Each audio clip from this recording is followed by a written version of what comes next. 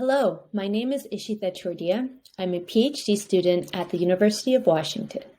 My research interest is in designing technologies which support the development of just and nonviolent neighborhoods.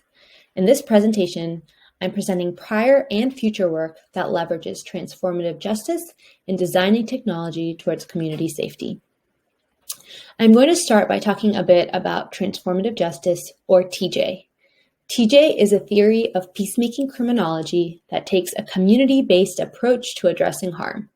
It seeks to examine the ways in which our current systems perpetuate structural harm and replace those systems with community-based alternatives. Examples of systems that TJ views as harmful include policing, the prison industrial complex, homophobia, and racism.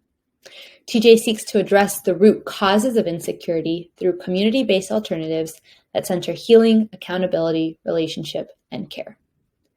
My prior work in this area includes a study examining how the design of community policing technologies can perpetuate structural inequity.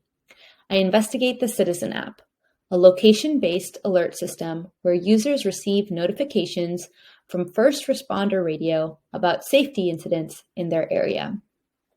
We interviewed 12 users of the Citizen app and found that the design of the app increased users' fear by indiscriminately heightening the salience of all safety incidents, regardless of whether the incident was actually relevant to user safety concerns.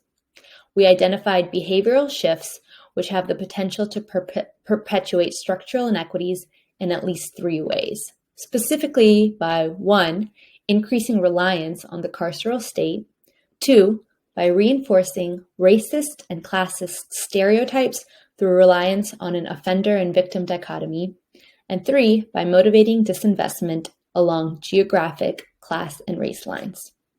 This work is currently under review. Future work investigates how the design of technology can support mutual aid activities amongst people experiencing homelessness.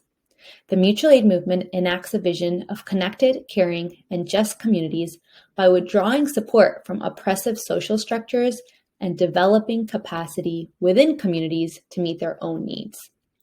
The technologies used by mutual aid organizers have enabled incredible collaboration, but have also created barriers to participation for marginalized populations.